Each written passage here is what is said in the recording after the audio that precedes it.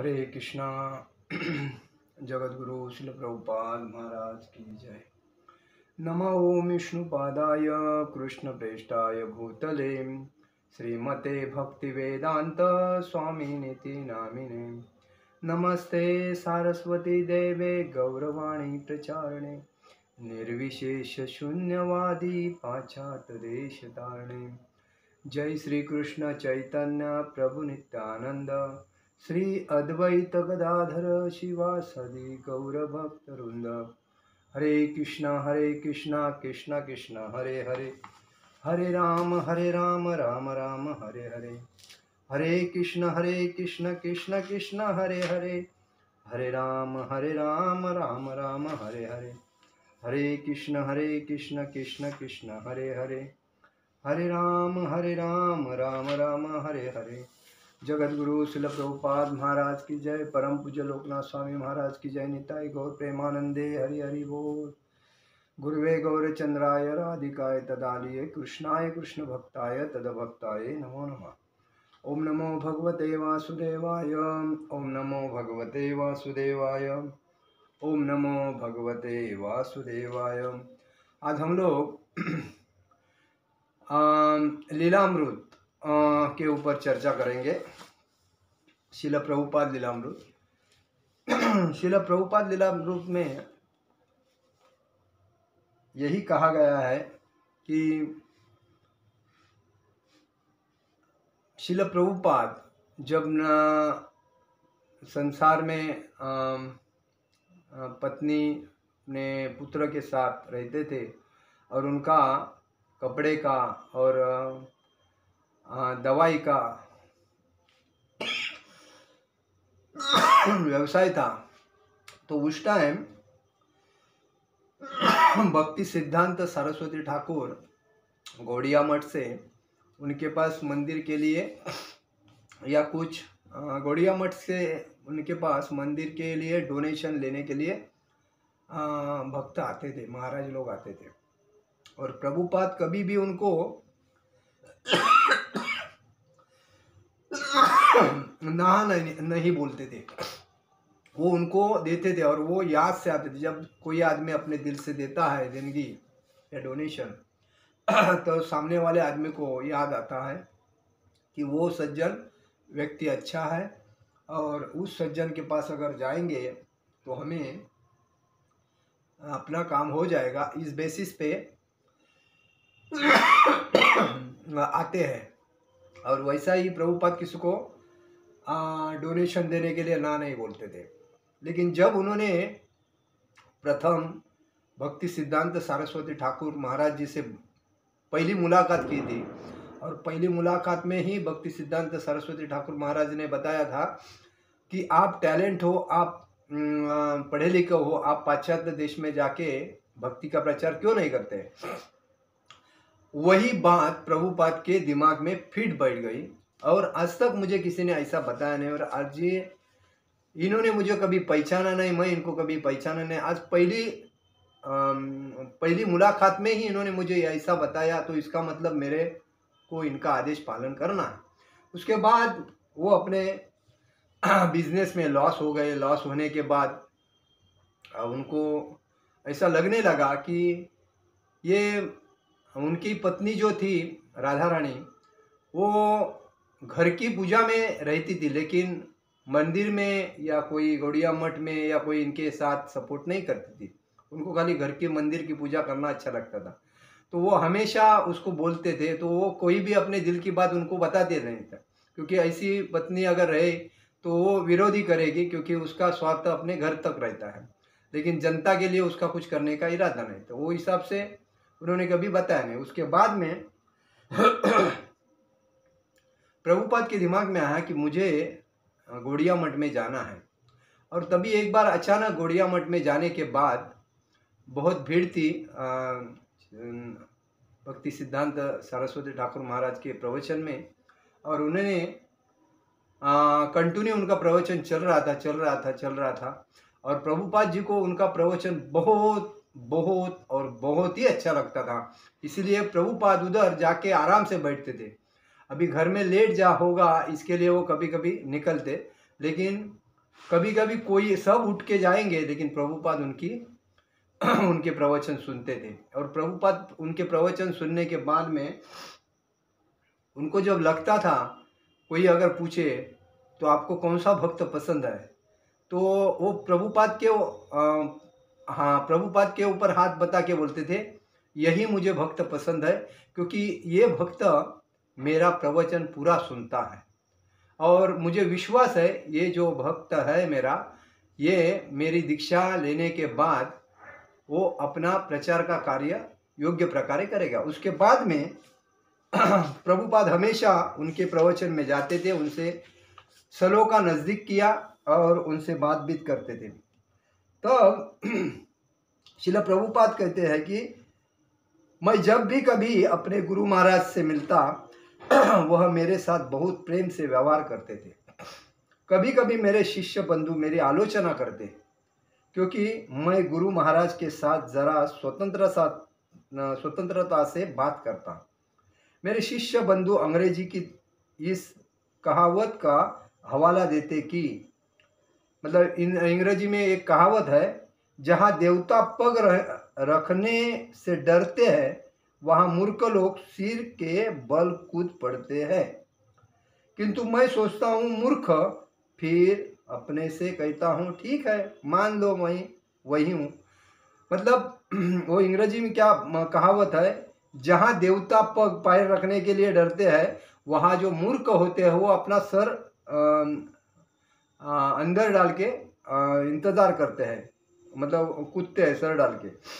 तो प्रभुपाद यही सोचते थे, अगर मैं मूर्ख हूँ, आप लोग मुझे मूर्ख बोल रहे तो हाँ ठीक है, मैं मूर्ख हूँ, उसमें क्या हुआ। अरे जब अपने देखो आजकल के महाराज जो है ये अपने सर्कल में एक कमेटी बना के रखे और महाराज को भक्त पसंद होता है, लेकिन कमेटी का सुनना पड़ता है, क्योंकि कमेटी के हाथ पे महाराज की पूर्ण चाबी रहती है। और इसीलिए कमेटी के जो लोग रहते हैं वो अपनी मजा मारते हैं, अपने इशारे पे नाचाते हैं। और जो ईमानदार जो प्रचार कर रहा है, ईमानदार है, पारदर्शक है, उसके बारे में उस महाराज को अलग अलग बातें बता के उसको भड़काते हैं, जो कि महाराज भी उस पर नाराज हो जाए। लेकिन जब पारदर्शक रहेगा, ईमानदार रहेगा, एकनिष्ठ रहेगा और बिंदास प्रवचन करता रहेगा, वो किसी से डरता क्यों है? क्यों कभी नहीं डरेगा, क्योंकि उसका आत्मा स्वच्छ है, उसके भगवान उसका साक्षात्कार है, लेकिन गुरु भी उसका साक्षात्कार है। लेकिन गुरु को जो बाजू में सर्कल में जो असिस्टेंट रहते हैं वो भड़काते हैं, और उस भड़काने के बाद गुरु का कंट्रोल उधर जाता है, क्योंकि गुरु को भी कल उनकी ज़रूरत रहती है। और इसीलिए आज हर गुरु के सामने एक सर्कल बनी है ये असिस्टेंट की। और वो बोलते हैं ना, एक कहावत है, चाय से कितली गरम चाय गरम होनी चाहिए, लेकिन चाय नहीं गरम होती है तो कितली गरम होती है। तो अभी क्या हुआ है कि महाराज लोगों से ज़्यादा डिमांड उनके असिस्टेंट का हुआ है, और इस असिस्टेंट का होने की वजह से उन जब नए भी रहेंगे और उन एक महाराज के सामने उसके सेवा में रहेंगे तो लोग उसको सर पे लेके उठा के लेते हैं।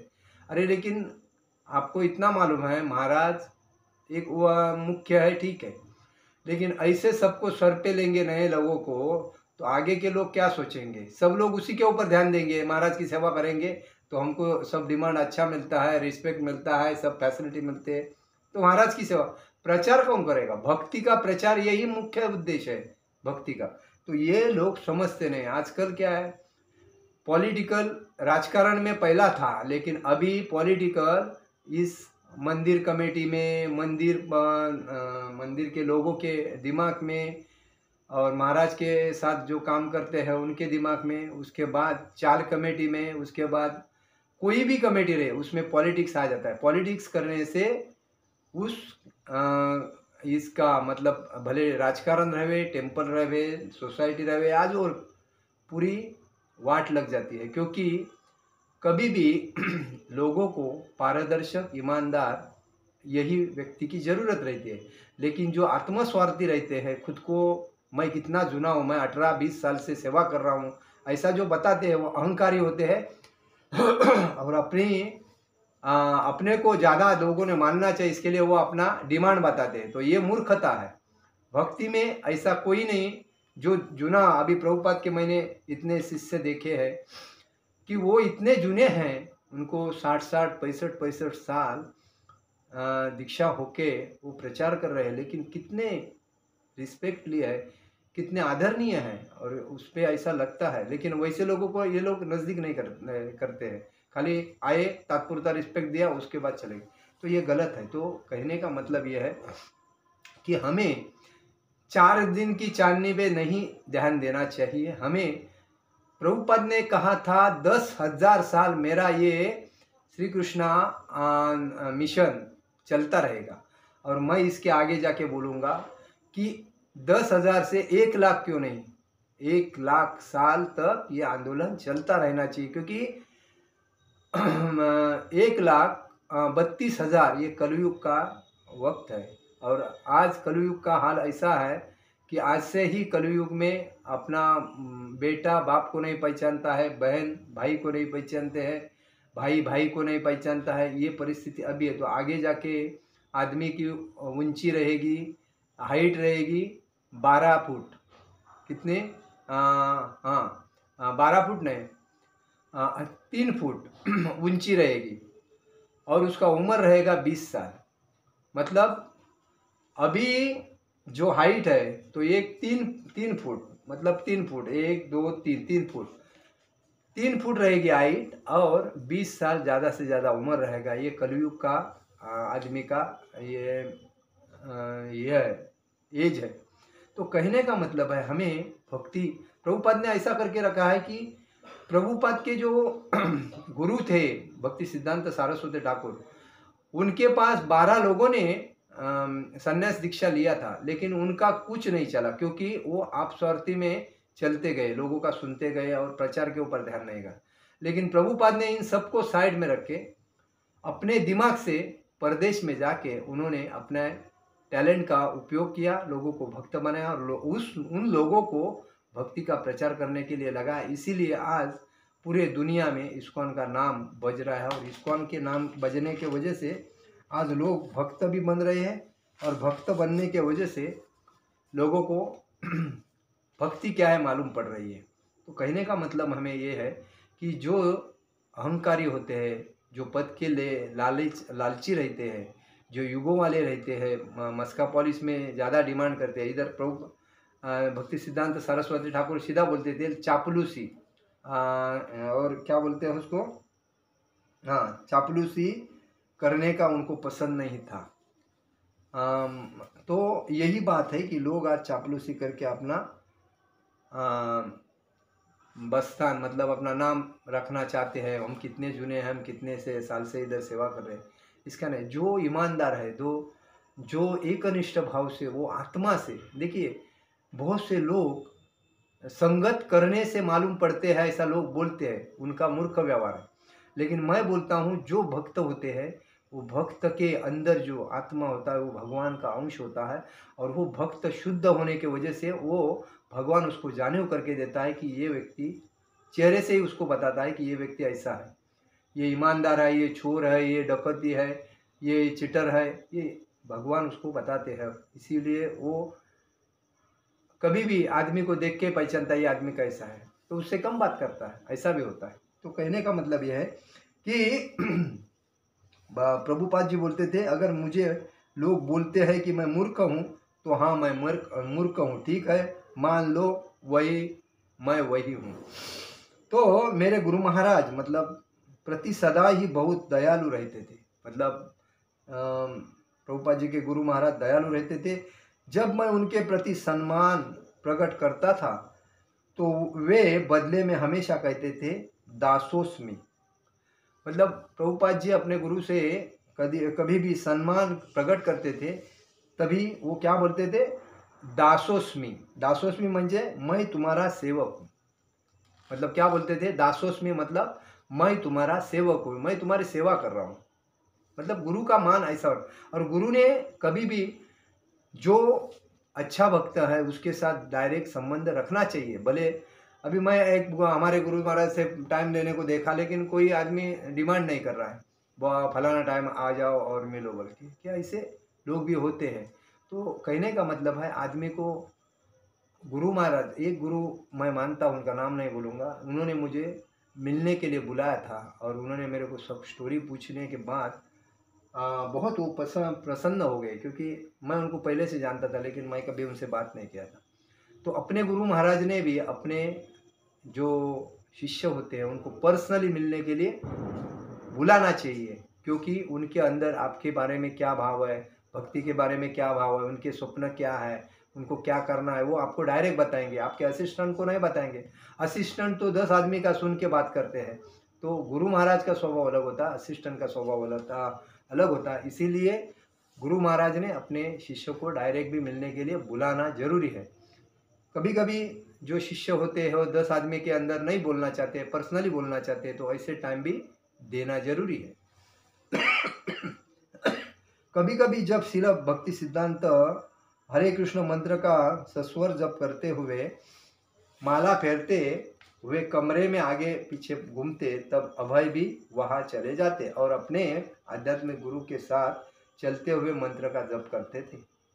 एक बार जब अभय कमरे में घुसे तो उन्होंने देखा कि उनके आध्यात्मिक गुरु एक सोफे पर बैठे हैं। अभय उनके पास उतनी ही ऊंचाई पर बैठ गए, लेकिन तब उन्होंने देखा कि अन्य सभी शिष्य अपने आध्यात्मिक गुरु से नीचे स्तर पर उनके चरणों के पास बैठे हैं। अभय अपने स्थान पर बैठे रहे और शिल भक्ति सिद्धांत सरस्वती ने उस विषय में कुछ नहीं कहा, लेकिन अभय अपने आध्यात्मिक गुरु के साथ समान स्तर पर फिर कभी नहीं बैठे। तो कहने का मतलब है कि प्रभुपाद जी यही कहते हैं कि मेरे गुरु महाराज का योगदान यह है कि उन्होंने जातिवादी गोस्वामी को हराया, क्योंकि गोस्वामी ने भक्ति सिद्धांत सरस्वती ठाकुर महाराज को, मतलब गोस्वामी ब्राह्मणों ने पुलिस को 25,000 रुपये का डिमांड किया था कि उसको मार दो, हम तुमको 25,000 रुपया देंगे। लेकिन पुलिस वालों ने क्या बताया कि हम वो आध्यात्मिक गुरु है, वो प्रचार कर रहे हैं, हम ऐसे व्यक्ति को हाथ नहीं लगाएंगे। उनको मतलब ऐसे लोग भी होते हैं, जब अच्छा कोई समाज में काम करता है तो उसके ऊपर अटैक करने की कोशिश करते हैं। तो उस वैसे जैसा कि चैतन्य महाप्रभु ने कहा कि किभा विप्र किभा न्यासी शूद्र केने नय, ऐसे कृष्ण तत्ववेत्ता से ही गुरु है। तो इससे कोई अंतर नहीं पड़ता कि कोई ब्राह्मण है, सन्यासी है, शूद्र है या गृहस्थ है। जो कोई कृष्ण तत्व को जानता है वही सर्वज्ञ है, गोस्वामी है, ब्राह्मण है। यही उनके विचार है। चैतन्य महाप्रभु के बाद इसे किसी ने नहीं सिखाया, यह मेरे गुरु महाराज का योगदान था और इसी कारण उन्हें जातिवादी गोस्वामियों के बारे में जातिवादी गोस्वामी के ब्राह्मणों के इतने उग्र विरोध का सामना करना पड़ा। एक बार उन्होंने गुरु महाराज को मार डालने का षड्यंत्र रचा। यह बात स्वयं गुरु महाराज ने मुझे बताई। जब हम एकांत में मिलते तो वे कृपापूर्वक मुझे बहुत सी बातें बताते। वे मेरे प्रति इतने दयालु थे कि मुझे से बातें किया करते थे और उन्होंने मुझसे स्वयं कहा कि वे लोग मुझे मार डालना चाहते थे।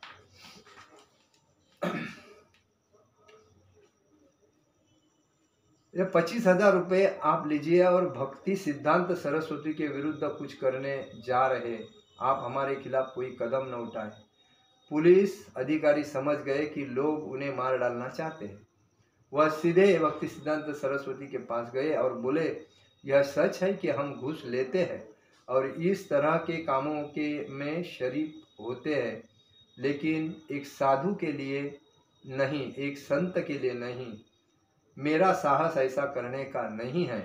इस तरह उस पुलिस अधिकारी ने इनकार कर दिया और मेरे गुरु महाराज से कहा कि आप सावधान रहिए, स्थिति यही है। ऐसा इसलिए हुआ कि गुरु महाराज जातीयवादियों का बड़े जोर से विरोध करते हैं। कभी भी मंदिर में अगर कोई एक बार भी चीटिंग करता है या कोई ऐसे अगर उसके बारे में मालूम पड़ा है कि उसको, तो वो सीधा बोल देते थे कि बाबा ये चोर है, ये, तो उसके ऊपर लोगों को गुस्सा आता और उसी वजह से लोग उसको तकलीफ मारने का सोच रहे थे। भक्ति सिद्धांत के एक शिष्य ने एक सार्वजनिक सभा में किसी अत्यंत सम्मानित मायावादी भिक्षु की निर्भयता पूर्वक निंदा की थी और उसे मूर्ख पुरोहित कहा था।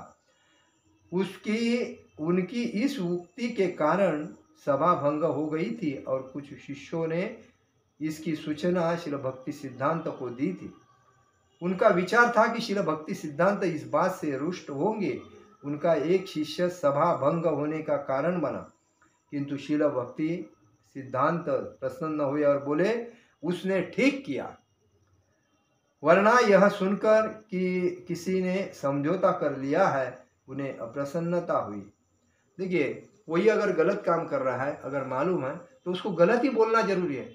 आजकल लोग क्या करते हैं, मैं इतने साल से सेवा कर रहा हूँ, लेकिन तू अंदर चोरी करके कितनी संपत्ति बनाया वो उसको बताया नहीं, बराबर। तो तुमने ये बताना चाहिए कि मैंने इतनी संपत्ति इस के पद के ऊपर रह के बनाई है। कोई देखने को जाता नहीं, क्योंकि तेरी चूक मेरी चूक। ये जब मिले जुले रहते हैं ना, तभी उनको ईमानदार आदमी की ज़रूरत नहीं रहती है। और जब ईमानदार आदमी आ गया तो इनके पेट में दर्द हो जाता है। और इसीलिए भक्ति सिद्धांत सरस्वती ठाकुर ये एक कनिष्ठ थे। और मतलब ये मायावादियों के विरुद्ध में थे, क्योंकि उनको वो पसंद नहीं था कि कोई चीटिंग करे, कोई लोगों को लूटे।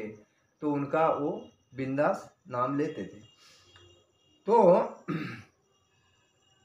श्रील प्रभुपाद जी कहते हैं, गुरु महाराज उपस्थित होते तो बड़े से बड़े विद्वानों को भी उनके नौसिखिए विद्यार्थियों से बात करने में डर लगता था।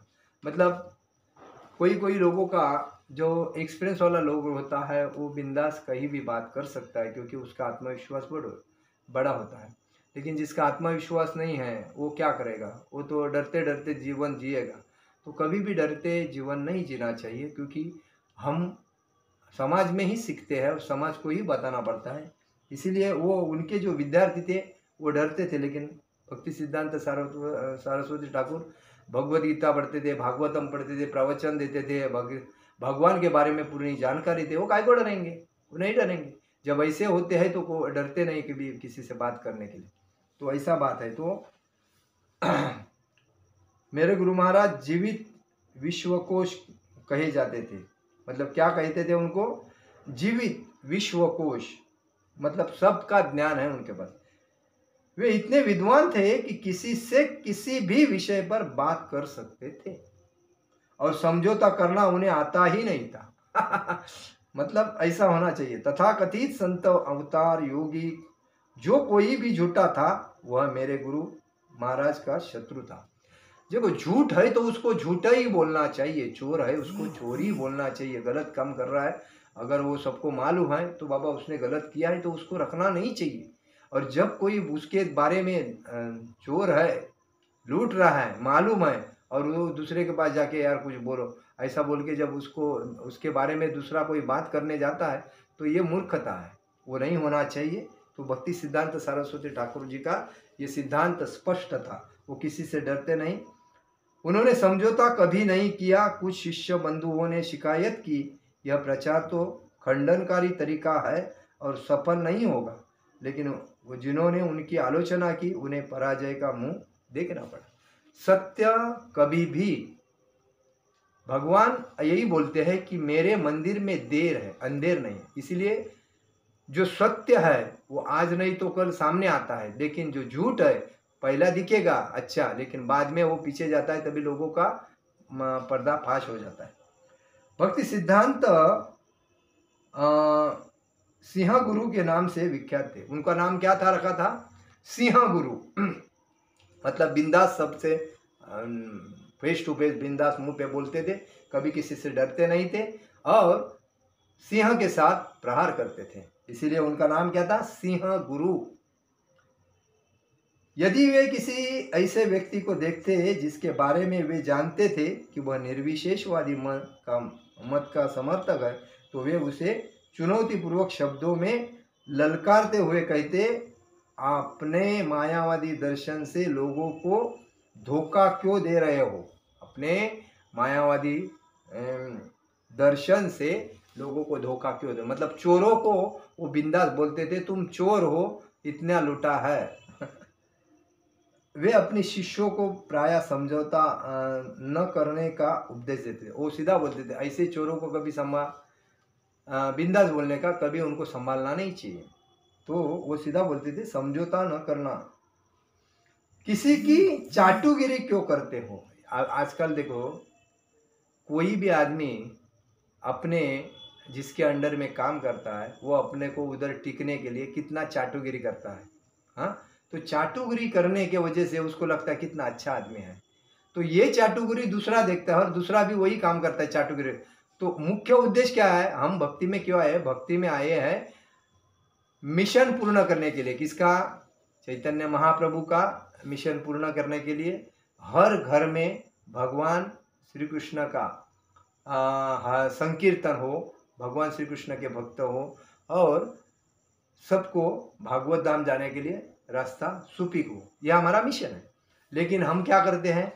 अपना अपना पद कैसा टिकेगा, मुझे फ़ायदा कैसा होएगा, मेरे को वो अच्छा कैसा बोलेगा, और मैं कितना जूना हूँ। मैंने जूना हो के फ़ायदा क्या है? तुमने क्या किया है? खाली बैठ के मंदिर में 2 टाइम खाना खाया है और चमचेगिरी की है, चाटुगिरी की है, और बाकी तो कुछ किया नहीं है। कोई तो तुम खुद के कोई ऐसे भी डोनेटर है कि डोनेशन लेते हैं पावती पे, लेकिन अलग से डोनेशन लेते हैं अपने अकाउंट से, तो बताते नहीं है वो इतना दिया है, खाली तेरी चुप मेरी चुप, ऐसे भी है। तो उसके बॉस को मालूम रहता है, लेकिन बॉस बोलता नहीं, क्योंकि उसका भी उसमें फ़ायदा आ जाता है। तो ये चाटुगिरी उसमें चलते, उसमें थर्ड पर्सन को नहीं लेते। क्यों लेते हैं? क्योंकि वो अगर आएगा, उसको मालूम पड़ेगा, वो भांडा फोड़ेगा तो सबका वाट लगेगा। तो ये उसके पीछे का सिद्धांत रहता है। तो भक्ति सिद्धांत सरस्वती ठाकुर बोलते थे कि ऐसी चाटुगिरी नहीं होनी चाहिए। वे कहते हैं तुम्हें बिना किसी चाटुकारिता के निरे सत्य का प्रतिपादन करना चाहिए। धन तो जैसे तैसे आएगा। सत्य जब आदमी रहता है, वो भूखा भी रहेगा तो भी उसको टेंशन नहीं, क्योंकि मैं सत्य हूँ, उसको अभिमान होता है सत्य का। लेकिन झूठ आदमी झूठ का धन कमाएगा तो किधर टिकेगा? वो तो डॉक्टर खाएगा या कोई परिवार में कोई ना कोई तो लेके जाता ही है। लेकिन ईमानदारी से खुद के मेहनत से जो कमाया हुआ है वो अगर नहीं मिल रहा है तो भी उसको भगवान देता है।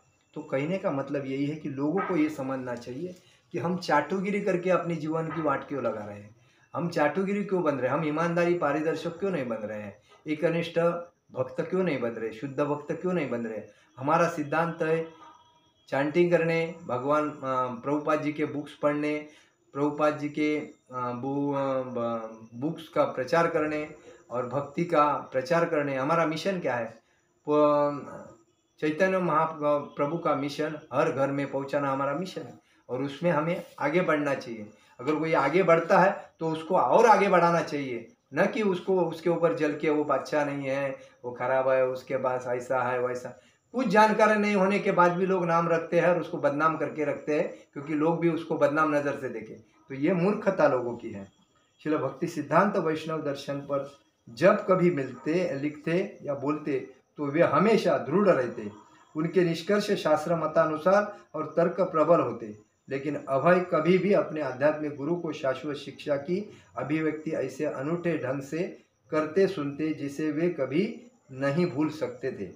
भगवान को देखने की कोशिश मत करो, भगवान को देखने की कोशिश मत करो, ऐसा भक्ति सिद्धांत सरस्वती कहते थे। किंतु इस तरह से कर्म करो कि भगवान तुम्हें देखे।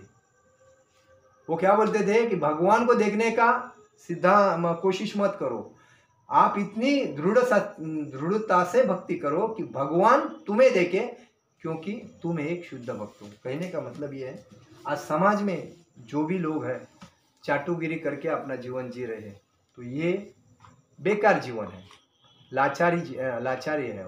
उससे अच्छा है जो मिलता है उसमें समाधान मानो, भक्ति के ऊपर ध्यान दे दो और हर दिन 16 माला करो और अपना एक कॉन्फिडेंस, आत्मविश्वास मजबूत करो। और आत्मविश्वास बुक्स पढ़ने से, चैंटिंग करने से, किसी से झूठ नहीं बोलने से और ईमानदारी से चलने से आपका आत्मविश्वास मजबूत होगा। और आत्मविश्वास मजबूत होने के बाद आत्म साक्षात्कार ऑटोमेटिक हो जाएगा। और आत्म साक्षात्कार होने के बाद आपको मालूम पड़ेगा आगे क्या होने का, आगे का प्रॉब्लम क्या है। तो कहने का मतलब यही है कि हमें भक्ति के ऊपर ज़्यादा ध्यान देना चाहिए, और इस वजह से हम अपना सिद्धांत मिशन जो हमारा हरे कृष्ण मंत्र का जो मिशन है हमारा, वो पूर्ण कर सकते हैं। आज का मेरा ये प्रवचन यही समाप्त करता हूँ। हरे कृष्ण कृष्ण कृष्ण हरे हरे, हरे राम राम राम हरे हरे। जगत गुरु शिल प्रभुपाद महाराज की जय, परम पूज्य लोकनाथ स्वामी महाराज की जय। निताई गौर प्रेमानंदे, हरि हरि बोल।